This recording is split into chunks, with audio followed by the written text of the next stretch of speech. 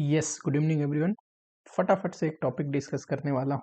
देखो, जिन बच्चों का भी आने वाले अटेम्प्ट में एग्जाम है, whether you are appearing in Jan 25 या फिर May 25, आपके भी मन में ये डाउट आ सकता है, किसी बच्चे का पूछा हुआ कमेंट है। प्रॉब्लम ये है कि उस मैसेज में अब इतना बड़ा चीज मैं समझा नहीं सकता, ठीक है, इसको पढ़ा के ही बताना था। तो मैंने सोचा कि चलो इस पे एक आप लोग के भी ले लेते हैं डाउट, बाई चांस किसी और बच्चे के मन में अराइज हो तो क्लियर हो जाएगा। ठीक, सबसे पहला डाउट था, टॉपिक है प्रॉफिट कैलकुलेशन। अच्छा, कौन से सब्जेक्ट की बात कर रहा हूँ? कॉस्टिंग।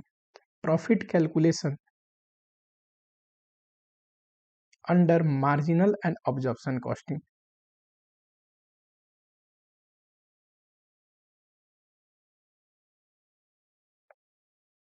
ठीक, अगर आपको ध्यान हो तो ये सबसे लास्ट टॉपिक करवाया था मैंने मार्जिनल कॉस्टिंग में। इसमें जब हमने पढ़ा था तो प्रॉफिट कैलकुलेशन तो पढ़ा ही था, साथ ही में रिकॉन्सिलेशन भी पढ़ा था। करेक्ट, मार्जिनल ऑब्जर्प्शन कॉस्टिंग का रिकॉन्सिलेशन भी पढ़ा था। कंफ्यूजन बच्चे को क्या हुआ? बच्चे को याद आया cost accounting system. Cost accounting system में आपको ध्यान हो, एक होता है फाइनेंशियल अकाउंट, एक होता है कॉस्ट अकाउंट। और हमने पढ़ा था कि नॉन इंटीग्रेटेड में ये दोनों सेपरेट अकाउंट बनते हैं, तो दोनों से अलग अलग पीएल में प्रॉफिट आता है। फाइनेंशियल अकाउंट क्योंकि ये पूरी हिस्टोरिकल ट्रांजैक्शन को रिकॉर्ड करता है। ये इसमें जो 4-5 डिफरेंस थे, अब सब चीज एक्सप्लेन करने का लॉजिक नहीं बनता, तो इसका प्रॉफिट डिफरेंस आता है और वहां पे करते हैं क्या? रिकॉन्सिलेशन। अब डाउट सुनना ध्यान से। कॉस्ट अकाउंटिंग में कोई खर्चा अगर ओवर रिकवरी हो गई, करेक्ट, कोई खर्चा ज्यादा रिकवर्ड हो गया, ज्यादा चार्ज हो गया, कॉस्ट अकाउंटिंग की प्रॉफिट गिरा रहता है बोलो फटाफट से। एंड फाइनेंशियल अकाउंट के बराबर लाने के लिए हम उसको ऐड करते हैं रिकॉन्सिलेशन में, करेक्ट। यहाँ तो कोई डाउट नहीं होनी चाहिए, तो बहुत बेसिक है। लेकिन बच्चे की कंफ्यूजन यहाँ पे अराइज होता है कि सर, जब आप मार्जिनल के अनुसार प्रॉफिट निकलवा रहे हो, ऑब्जर्प्शन के अनुसार निकलवा रहे हो और कर रहे हो रिकॉन्सिलेशन, उसमें स्टेटमेंट पढ़ाते टाइम मैंने नोट्स में ये लिखवाया था, जब हम ऑब्जर्प्शन कॉस्टिंग के अनुसार प्रॉफिट निकाल रहे थे तो अंडर ओवर रिकवरी यहाँ पे एडजस्ट कर दे रहा था। ठीक, ऑब्जर्प्शन कॉस्टिंग में याद होगा आप लोगों को, फिक्स ओवरहेड रिकवरी रेट के बेसिस पे चार्ज होता है, इससे अंडर ओवर रिकवरी आता है। पर मार्जिनल कॉस्टिंग में ऐसा कुछ नहीं है। मार्जिनल कॉस्टिंग में कंट्रीब्यूशन के बाद फिक्स कॉस्ट एक्चुअल घटाते हैं। तो मैंने क्या बोला कि यहां पे अगर हम एडजस्ट कर देते हैं अंडर ओवर रिकवरी, तो रिकॉन्सिलेशन में नहीं लेना पड़ेगा। देखो मैंने नहीं लिया ठीक है। वैसे भी ध्यान से देखना, रिकॉन्सिलेशन में ये कैसे आता है। ये रहा ऑब्जर्प्शन, ये रहा मार्जिनल। ऑब्जर्प्शन में कोई खर्चा ज्यादा डल गया है तो ऑब्जर्प्शन का प्रॉफिट गिरा होगा, मार्जिनल के बराबर लेके आना है। बोलिए फटाफट से क्या करना होगा? सर, ऑब्जर्प्शन में जोड़ना पड़ेगा, तभी मार्जिनल के बराबर आएगा।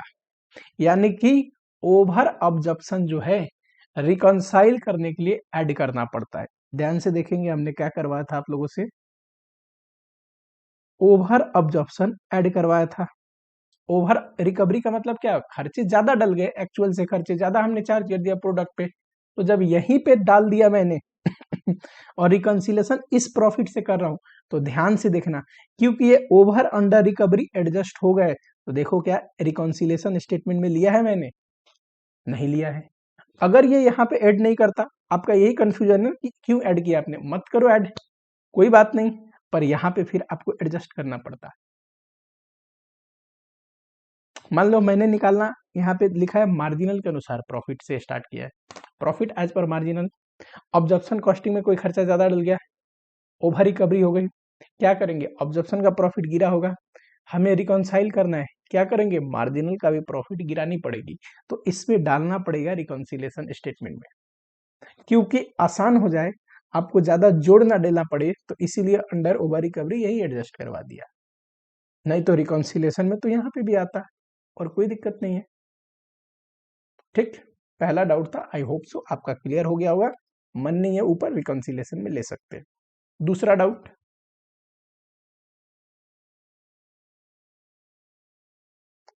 दूसरा डाउट जिस क्वेश्चन में आप बोल रहे हो, ध्यान देना सेल क्वांटिटी चेंज हो रहा है 10%, करेक्ट, यानी कि बना के ज्यादा बेचेंगे 10%, प्रोडक्शन ज्यादा होगा अब, तो सेल क्वांटिटी चेंज होने से ना जितने भी वेरिएबल कॉस्ट है वो 10% से चेंज करोगे, इंक्रीज करोगे, अगर ये इंक्रीज हो रहा है तो। प्लस साथ ही में नीचे एक लाइन लिखा था, all element of cost decrease by, जो भी था 2% था आई थिंक सो। अब मानना पुराना हमारा वेरिएबल कॉस्ट लगता था 2,50,000, एग्जाम्पल के रूप में मान लो मटेरियल का खर्चा है, सेल 10% से बढ़ रहा है क्वांटिटी, तो 10% इंक्रीज करो, सर 2,50,000 प्लस 10% 275 लगना चाहिए था, लेकिन कह रहा है सारे एलिमेंट ऑफ कॉस्ट 2% से गिरेंगे, क्यों, some time due to price. Sir ज्यादा बना के बेच रहे तो खर्चे ज्यादा तो लग रहे हैं, बढ़ा भी रहा हूं, पर दाम ही गिर गया बच्चे मटेरियल का, तो घटाना भी तो पड़ेगा, -2% करोगे तो 2,75,000 -2%, तो ये 269,500 आ रहा है। पर आपका कंफ्यूजन इसमें नहीं है, आपका कंफ्यूजन है कि पिछले साल अगर 60,000 फिक्स कॉस्ट था, तो इस बार इसको भी आपने अब बताओ 2% क्यों कम कर दिया। ध्यान से सुनना, क्या फिक्स कॉस्ट क्वांटिटी के बेसिस से चेंज होगा? नहीं, नहीं होगा ना, तो मैंने भी नहीं कराया। लेकिन यहां पे मैंने, आपने अगर लिया हो मुझसे रेगुलर क्लास पढ़ा हो, तो मैंने इंटरप्रिटेशन करवाया, एजम्पशन बोला था लिखना है, क्या कि यहाँ पे वर्ड जो है ना, ऑल एलिमेंट ऑफ कॉस्ट, कि सारे ही कॉस्ट में मैंने इंटरप्रेट किया, इंक्लूडिंग फिक्स कॉस्ट चेंज हुआ है, किसी चीज का दाम कम हो गया होगा, है कि नहीं किसी इंसान की सैलरी कम हो गई होगी, है कि नहीं, कुछ भी हो सकता है रीजन। प्रॉब्लम क्या है ना, हमें लॉजिक नहीं लगाना है, हमें देखना है क्वेश्चन का जो डिमांड है। कुछ ना बोलता, ये all element of fix cost ना बोलता, तो सिर्फ वेरिएबल कॉस्ट में बोलता चेंज है 2%, तो फिक्स में 60 ही रखता, लेकिन all element of cost will decrease by 2%, इसलिए 2% से घटा दिया है। ये भी एजम्पशन है, कोई बच्चा 60 रखना चाहे रख सकता है, 100% करेक्ट होगा, पर लिखना पड़ेगा कि यहाँ पे हम एज्यूम कर रहे हैं कि सिर्फ वेरिएबल कॉस्ट के प्राइस में चेंज आए, जो 2% है, फिक्स कॉस्ट में नहीं।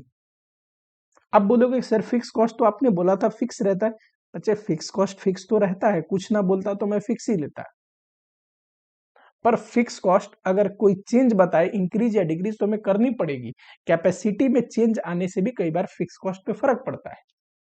ठीक, तो क्वेश्चन जब बोल दिया फिक्स कॉस्ट 50,000 से इंक्रीज होगा, तो मैं इंक्रीज करूंगा, फिर मैं ये लॉजिक नहीं लगा सकता कि फिक्स कॉस्ट सेम रहेगा। क्वेश्चन ना बोलता तो मैं फिक्स कॉस्ट को सेम लेता। ठीक, तो ये ऑल एलिमेंट ऑफ कॉस्ट जो है ना, इस वर्ड के इंटरप्रिटेशन से मैंने फिक्स कॉस्ट से भी 2% कम किया, तो 2% अगर कम करेंगे, देखोगे आप उस सॉल्यूशन में 58,800 था। ठीक है चलो, ये आपकी डाउट थी, आई होप सो आपकी डाउट क्लियर हो गई। और हाँ, कल हम डिस्कस करेंगे जो हमारा एडवांस अकाउंट का शुरू होने वाला है, तो उसके लिए तैयार है, कल वीडियो आएगी, सारा डिटेल में दे दूंगा, एंड मोस्ट प्रोबेबली परसों से, यानी कि संडे से हम स्टार्ट कर रहे हैं एडवांस अकाउंट का इन डेप्थ रिवीजन, जिसमें बिल्कुल एकदम गहराई में पढ़ने वाले, मजा आ जाएगा आप लोगों को। ठीक है, चलिए मिलता हूँ आप लोगों से नेक्स्ट लेक्चर में, ख्याल रखो अपना। ठीक, एक लाइक कर दो वीडियो को, कोई डाउट हो तो कमेंट बॉक्स में डालो डाउट। ठीक है।